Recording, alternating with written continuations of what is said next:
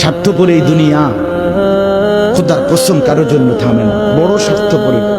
হ্যাঁ, যেদিন বাপের জানাজা পড়ে, যেদিন বাপের লাশ কবরে দাফন করে, সেদিনও বংশধর সন্তান ছেলে মেয়ে ঘন্টাখানিক 2-4 ঘন্টা কাইন্দা কাটটা হইল, রাতের বেলা ঠিকই ভাত খায়। হ্যাঁ, পাশের ঘর থেকে খানা আনে, তারপর ঠিকই খায়। স্বার্থপর দুনিয়া যে থামে না রে ভাই, থামে না দুনিয়া। ওই জন্য আমাদের কারোর জন্য থামবে না। তুমি আমি মরে গেলে শেষ।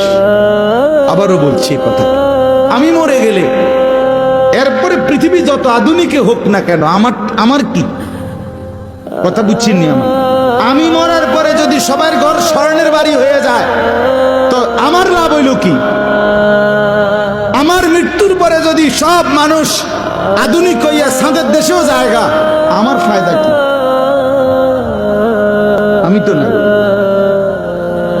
আমি তো মরে গেলাম।